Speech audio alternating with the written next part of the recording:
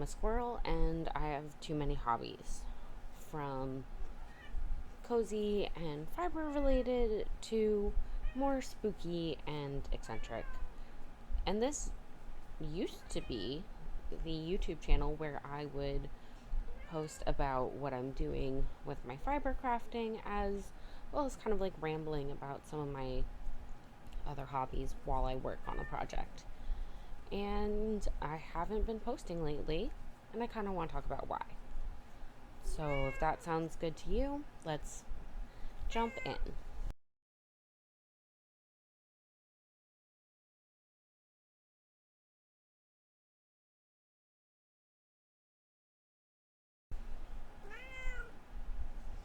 We have co-host Jackson here, and since I moved the mic, you might be able to hear him chirping more, which, added benefit. We are going to start off with another tarot pull before I get into kind of explaining my thought process. I'm using the Octopus Tarot by Luna Charlotte.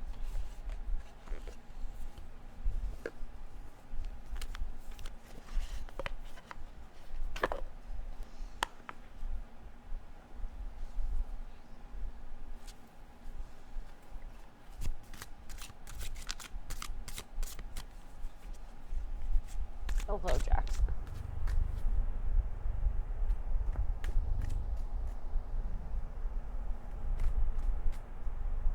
Hi.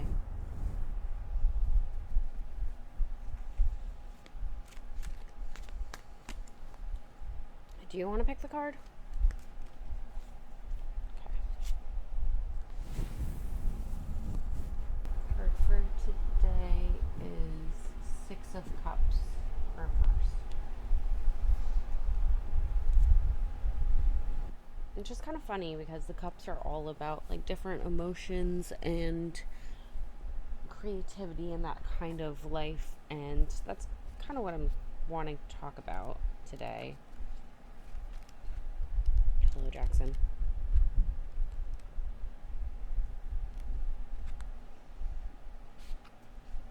Okay, Six of Cups according to the book. Reversed. Independence, stuck in the past, holding on, unfulfilled desires.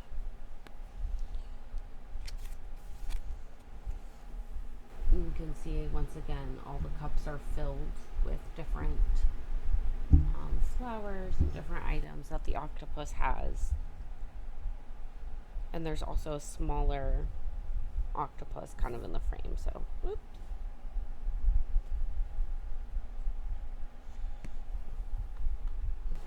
So yeah, once again having kind of all of this around you, not being able to see it or kind of connect with it. So, Jackson. Co-host Jackson. Alright, so in the beginning of the year, I wanted to take this channel seriously.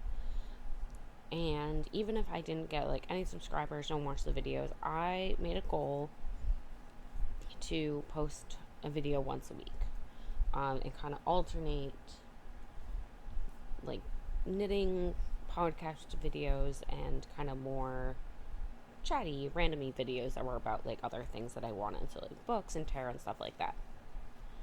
And honestly, it's been a lot of fun, and I've learned a lot about editing. I got an editing software, and I've figured out how to do that. I've kind of learned a little bit more about lighting. I'm still not sure how to like edit my lighting in post, but I have learned a lot.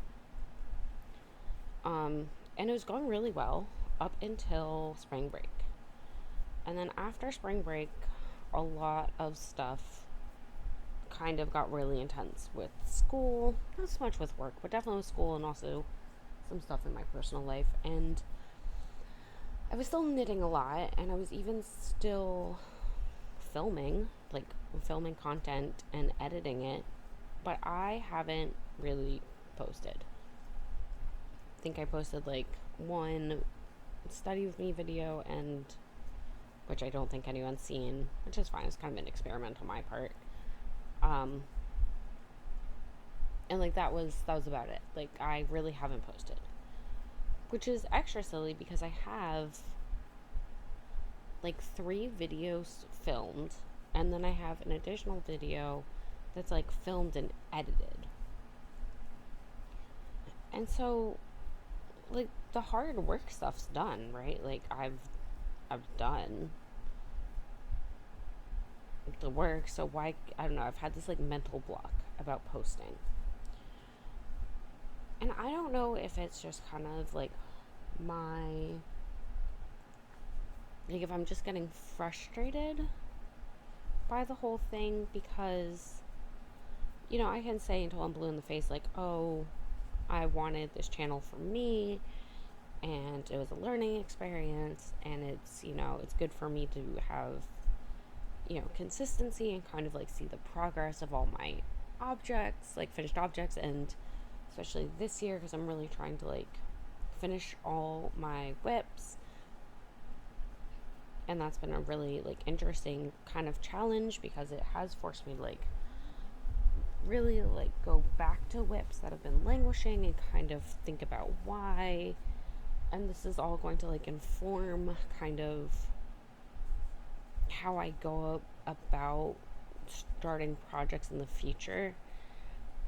And I also have like all these ideas and thoughts about like different videos I want to make, and like pattern roundups, and talking about like different books, and um like more genres of books that I like. And I, even though I do have more time now that I'm not in school, I'm just working, I did go back to work full time. Now I'm like, oh, I don't have the time that I guess I thought I would. But I've only been back to work for about a week, and the change in schedule is really hard. I don't really like change, especially in schedules, and where I have to be, and when, and why, and how. And it is just, it's a lot for me to kind of deal with and process. So I haven't been posting, and I want to like start posting again, because I do, like I said, even if no one sees these videos, I do enjoy it. Especially these kind of like sit down ones where I have like a subject that I've researched. And I have like hundreds of, like, I have a document that has like so many different ideas and like what I want to talk about and things I want to research and things I'm really interested in. And I don't know if it was just like the end of school or what, but I feel very exhausted all the time, and not even spending that much time like knitting or crocheting, like just kind of like doom scrolling and watching like video, not even like stuff I'm interested in, like documentaries and stuff, but like just doom scrolling on TikTok or YouTube or whatever. And I do watch a lot of YouTube. Thank you, Jackson. I do watch a lot of like knitting and fiber arts related YouTube, and I would be lying if I didn't sit here and say like comparison. Jackson, come on, sweetie, that way, please, that way. Okay. Yeah, so I would be lying if I didn't like see comparison of channels that either started like kind of right around I did, or like after I did, or have less videos than I do, and they just have better views. Like they have more views, they have more subscribers, whatever. And you know, there's a lot of reasons for this. For some people, they had a following, you know, before YouTube, or you know, they just get lucky in the algorithm. And I will say the algorithm does punish you for not posting, so I'm like less likely to get views now that I haven't been posting for a while. But it is kind of disheartening, you know, when you, at least when I like see channels that are doing very, very similar things, have like similar like production value for what we'll call it, etc. And they just seem to be doing better. And I've always struggled with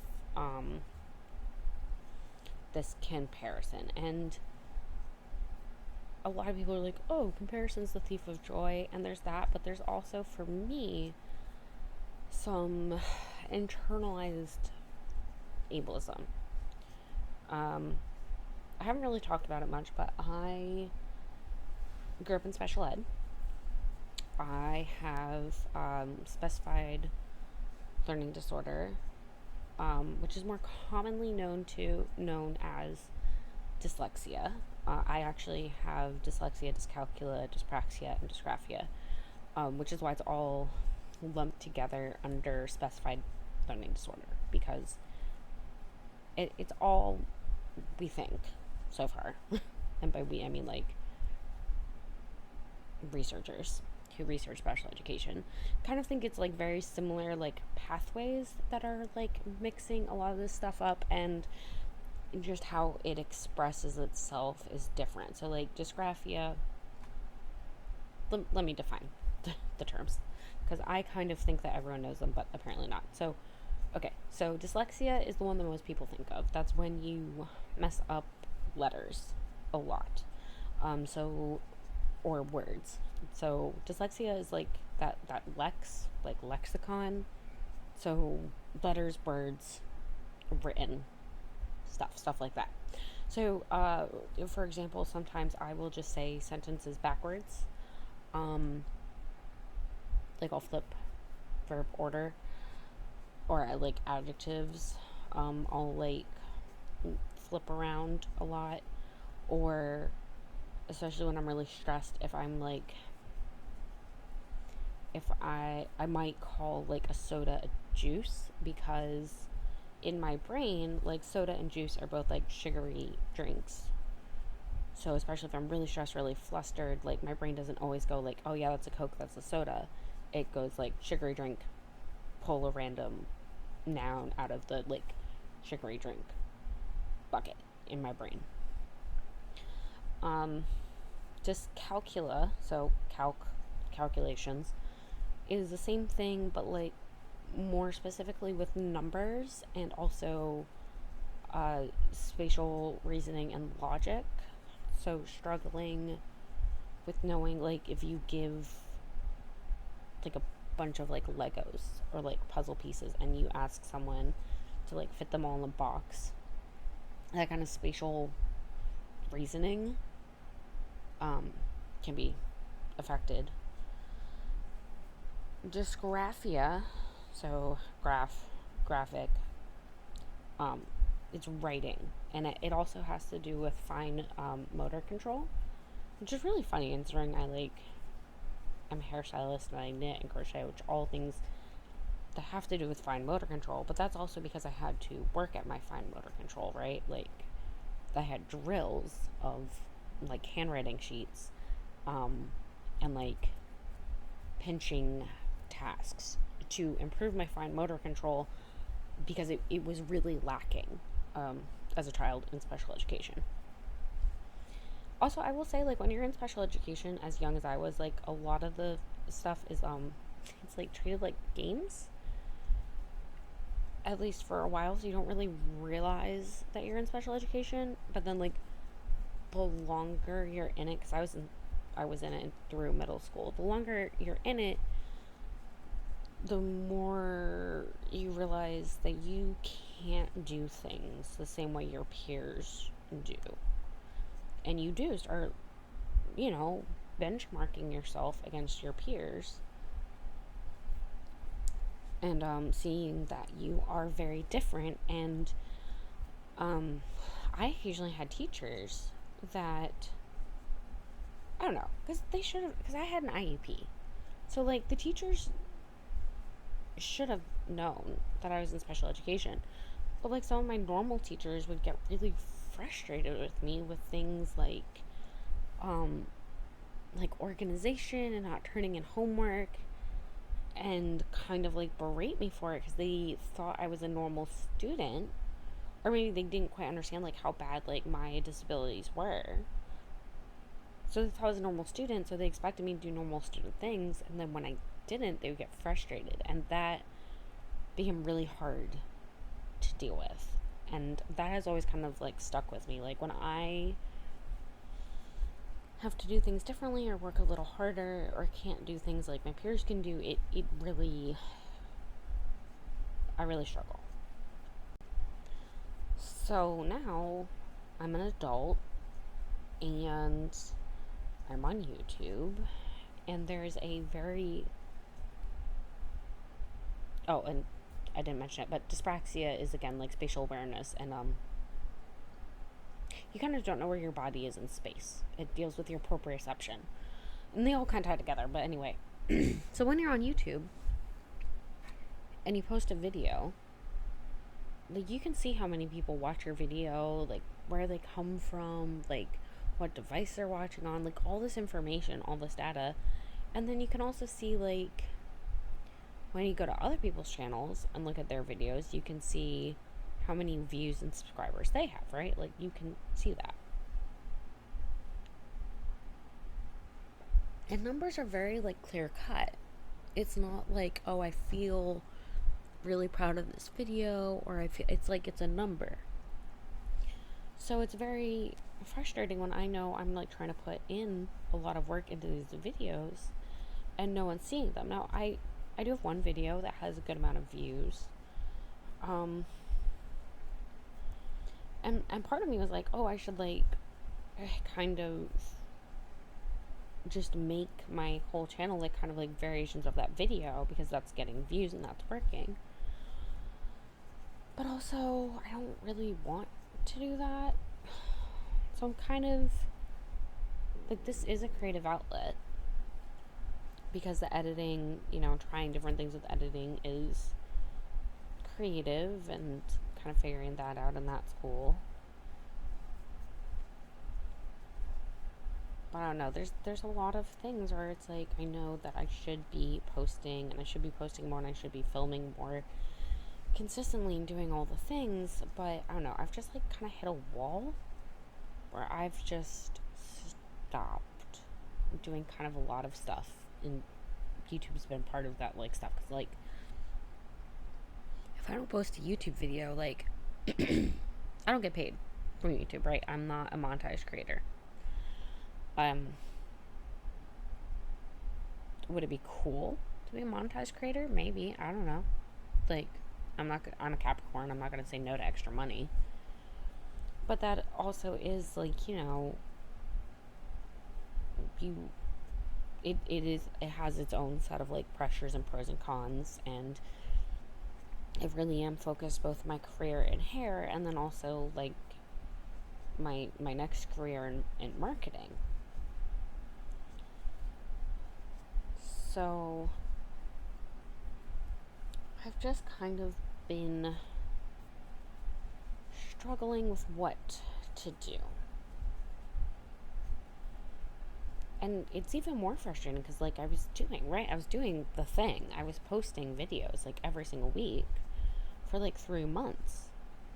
And that was like really awesome, and I was super proud of that. And so I just don't know what to kind of do. So maybe the answer is I just kind of post what I have ready, edit, you know, kind of the older videos and like post them, and just don't really like stick to a schedule.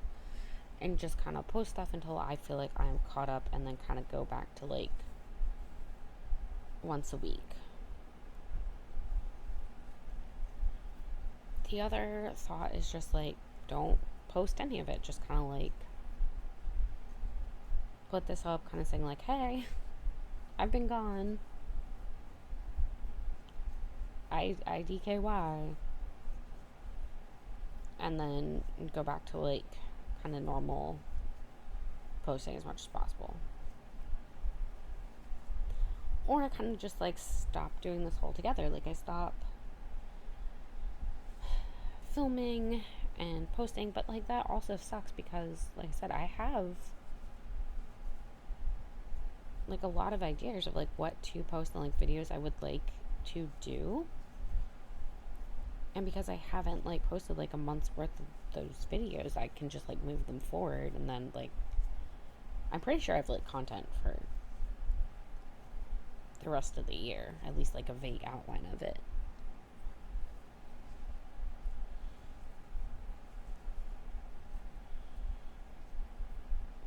Oh, I did not mention it, but I am working on my C2C blanket in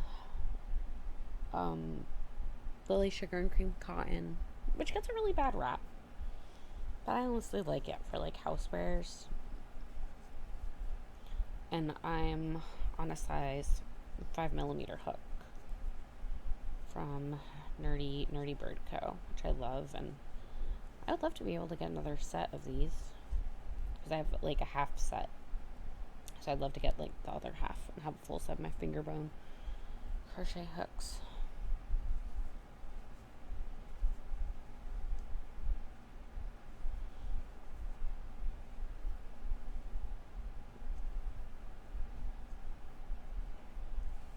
I do also think that this whole like year of finishing, like it sounded cool, right? It sounded really, I don't know if doable is the right word, but I was really like motivated again in the beginning of the year to like really go through all my whips and like see just like how much I could get done. Like what if I don't really cast anything else on, just kind of like work on projects that I have started, or take the time to reevaluate all of those products. And I do think I've gotten a lot. Like I don't have a lot of finished objects, but I've definitely done a lot of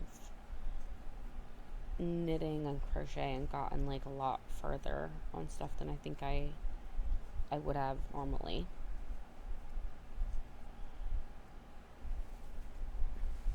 I think I have like 11 works in progress right now, and I don't know if I'm going to get those all finished by the end of the year. We'll see. I am like dangerously close to finishing like 4 things, so maybe this summer I'll just like finish all 4 of those, and I'll be down to 6, and that will be like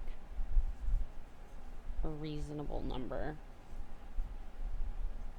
Although I do have a couple projects this year that I do have to like do because time crunch and stuff.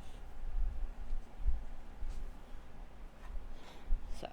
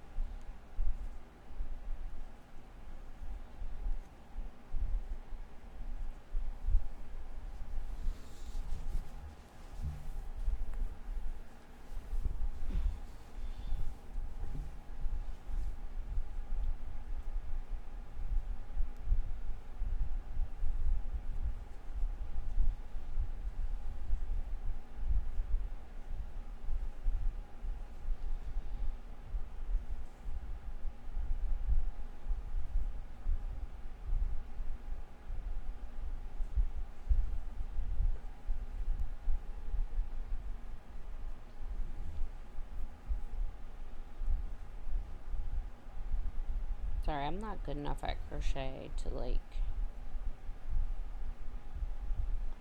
change colors and do a decrease while talking.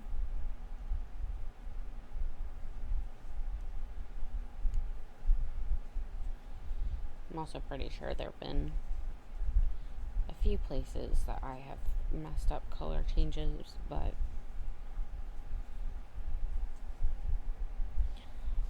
honestly, for my first C2C blanket after not crocheting in forever, it's pretty okay.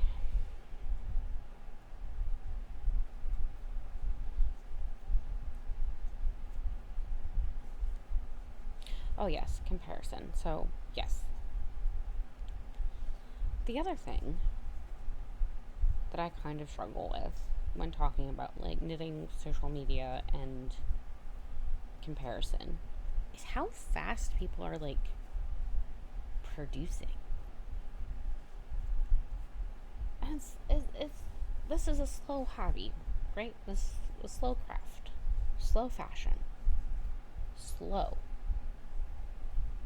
And I know that like some of the creators that I watch, like this is their full time gig, right? So they're just like going to have more time to knit or whatever than I am. And I don't know if everyone's like, why do these not look great?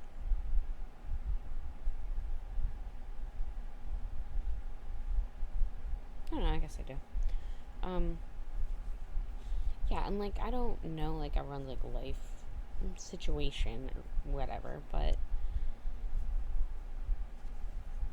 and it could also be that I'm just hard on myself, which is very real, but like sometimes I watch like people who post podcasts like every single week, and it's like they have a sweater done in like a week, or like these huge massive projects, and they're like, oh yeah, like I finished up the other half of this languishing whip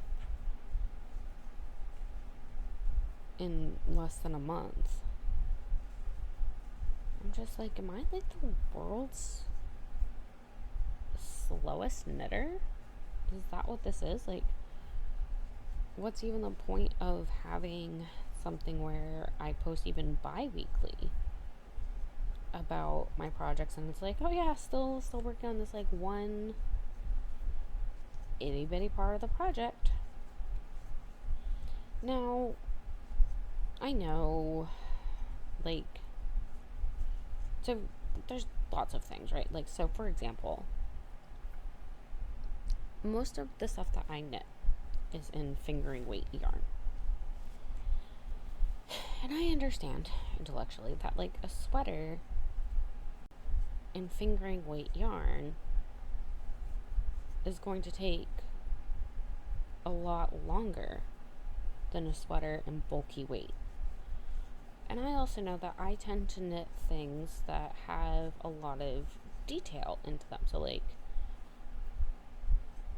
the Neve sweater, right? That has, it's all over, it's fingering weight, it's a pretty long sweater, and it's 2x2 rib with a pattern, a stitch pattern, right? Okay. And then my It's a Bug Not a Feature sweater, it's all over color work with, again, fingering weight, and I'm actually learning how to do two-stranded finger work, so I'm holding like the bug color in my excuse me, in my left hand, and I'm holding the background color in my right hand, and like managing floats and stuff like that. So that's been a learning curve too, because I knit mostly continental. So yeah, like I intellectually understand that like the things that I like to knit are not the things that everyone likes to knit, and the things that I like to knit do take more time, just because of what they are, like virtue of like the fabric quality and everything, what they are, they're going to take more time. And that's cool, but again, it's just like, oh wait, hang on, that's a slip stitch. Okay. It is kind of mildly frustrating when it's like I look at those like, oh, everything I knit this month, and it's like a million and one sweaters. Just like, Jesus. How? Where? How? I have questions. I do have questions. And again, I don't know everyone's life. I don't know everyone's life situation. There's a lot of things that are different about everyone. And I also know that other people tend to work on like one, maybe two whips at a time, and I literally have 11 that I keep kind of like going back and forth between and kind of doing stuff in like drips and drabs and all that kind of thing. And while it's great, and we can all say like, oh yeah, well you should just like knit what you want and do what you want, not compare yourself to other people. I don't know, I just feel like that's unrealistic. And I feel like everyone, maybe not even comparing is the right word, but like I said, like benchmarking, like using other people and what other people post as like benchmarks for kind of like how much you should be doing.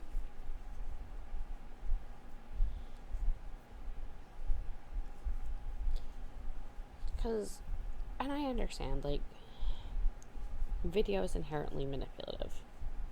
Because, like, when you're filming, you set up the shot and you kind of position it in a way and you film what you want and then you edit it, right? Like, you can, or, you know, throw filters on it or whatever, but video is, it is manipulative. It's manipulative media, and I understand that, but like, it's also one of those things where it feels like part of it is building a community, and when you're in a community, you are going to look at what other people are doing and what you're doing and kind of judge yourself against it, even if it's like, oh, this person did an all over colorwork sweater and that looks cool, but I also saw that it took them like 3 years to make it and I don't want to do that. Like, right, you're like using that kind of knowledge from like what other people in the community have done and seeing if that's something like you want to do too.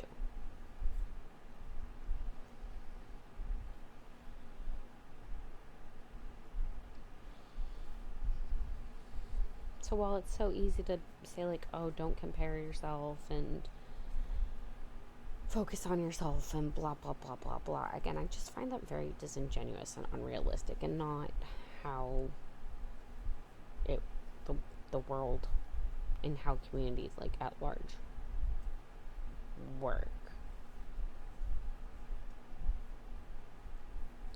Because also, if you don't compare yourself against other people, then how do you know who to learn from?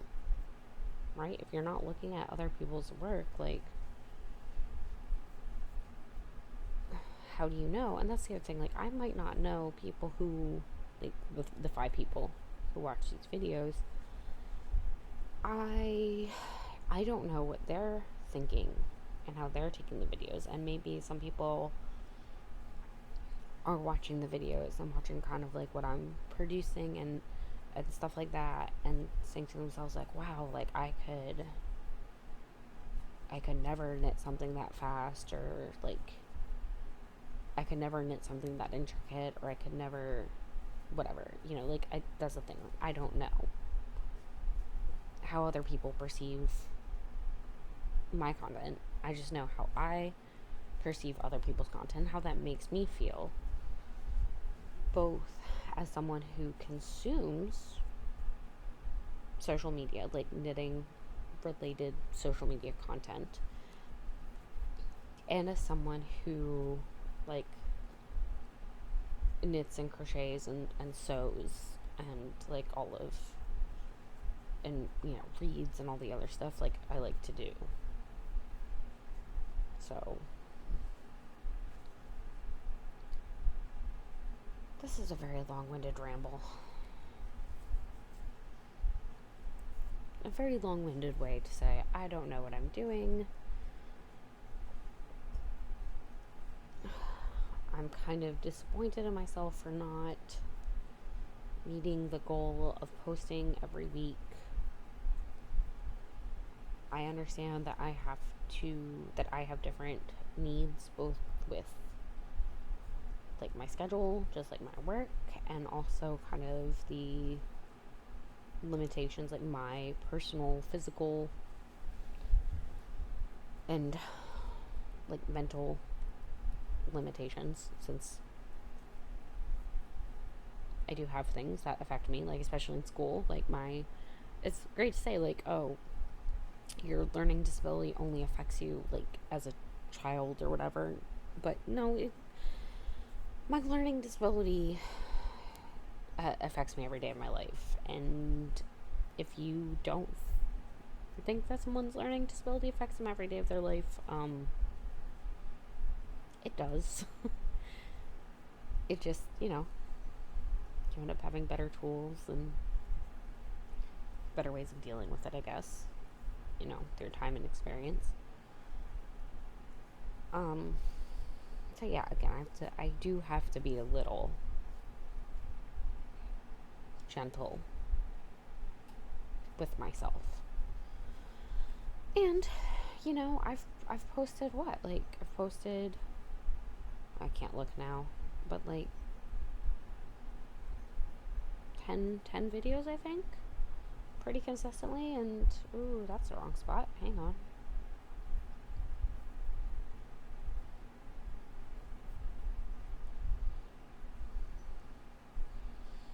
Yeah, so like for the first like 2 months of the year, I was really consistent, and I'm not often that consistent in doing things. I often do things for a little bit and then, move on to the next thing, and that's how I ended up with all these projects and all these hobbies and everything. But, that's also fine.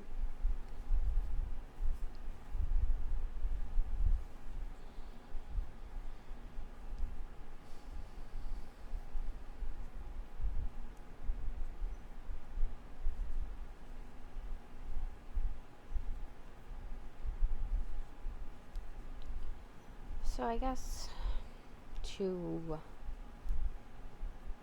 sum up for like the three. See, okay, I have to stop saying that. I keep finding myself saying like, oh, only 3 people are going to watch this video. And maybe that's part of the problem. I just have this kind of like defeatist attitude with, again, like seeing people who post like, and the people, a lot of the people who do have a lot of followers have been consistent in putting in work. And I'm not trying to say like, oh, this creator or that creator isn't putting the work and doesn't deserve like the views and the follows. Like, that's not what I'm saying. I'm saying like, because I feel like I'm putting in a lot of work and like I don't see the reward in numbers, like I'm starting to internalize that and feel defeatist and say things like, oh, 3 people are watching my video, what does it matter? And I did kind of start saying that as a way to like kind of help my perfectionism. Like, 3 people are gonna see it, so it doesn't have to be perfect. But now it's evolved into 3 people are gonna see it, so why even bother? So, okay, so for anyone who sees this, who relates, who is on any kind of social media and is comparing themselves to that social media and other people in any kind of way, do you also feel the same way? Like, where you get like frustrated when you can't do things that seemingly everyone else does? Or are you someone who like watches it and gets more inspired, or wants to try different things? I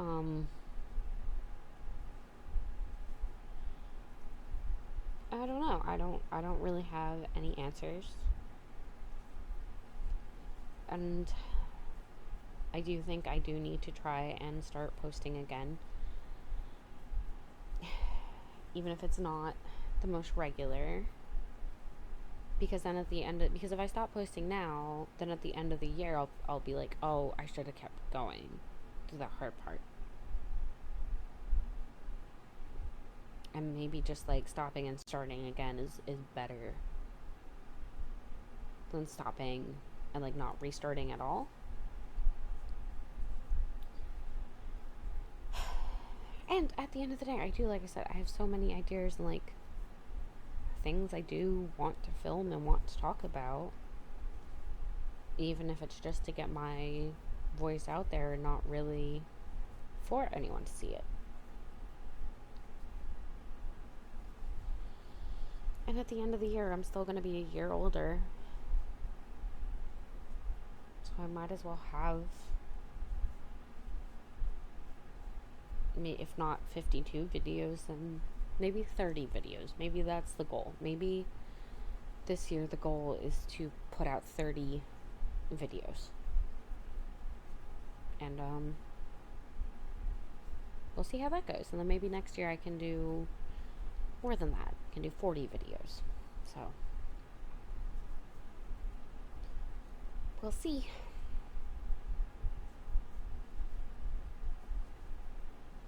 I will say that the fun of doing a C2C blanket is that I'm on the decrease on either side, right? And so all the rows are steadily getting smaller, and so it takes less time to do each row.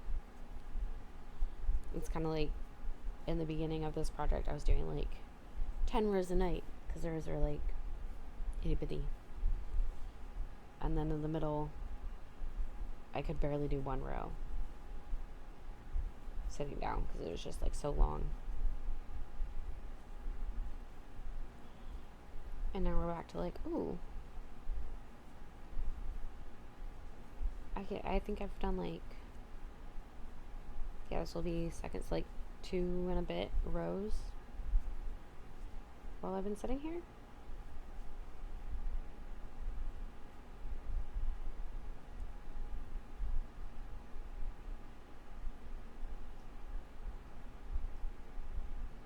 This will forever be the part I hate though, like trying to figure out where to put my hook.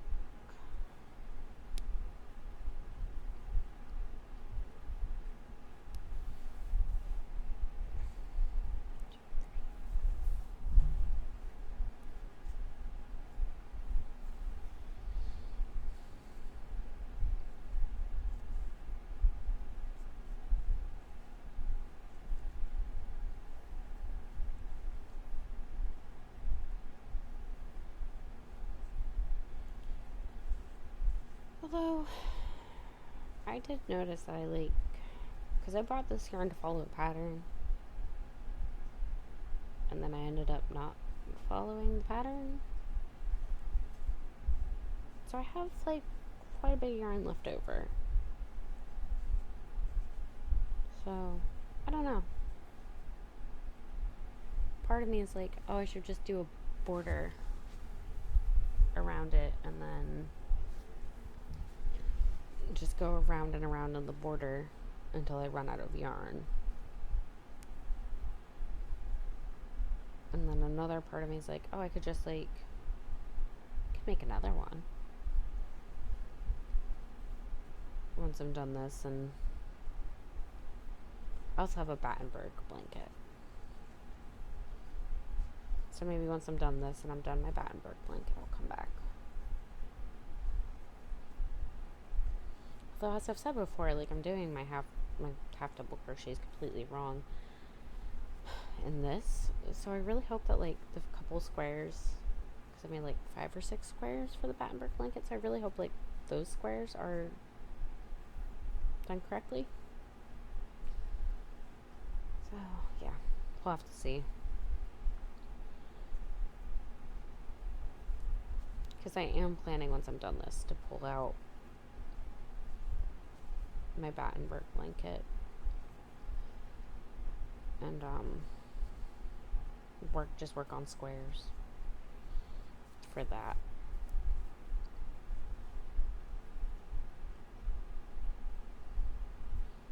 You know, while also finishing up like 3 sweaters or whatever.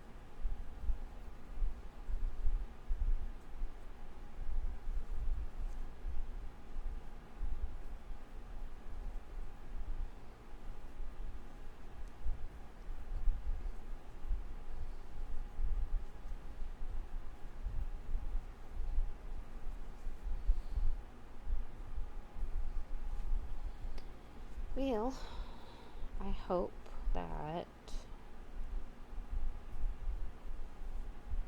Well, one, I hope I actually post this video because, you know, I haven't been posting videos. Even though, like I said, I've been filming and editing them. And if you got anything out of this video, let me know. Let me know what you think about the whole thing. And who knows, maybe this is the video that blows up in the algorithm. Because that's also an option. It's like playing the lottery, but worse. It's like a glimmer of hope. I guess there's a glimmer of hope in the lottery too. I'm just too jaded to see it. So, have a great rest of your day. Whenever this goes up. And, I'll see you when I see you. Bye.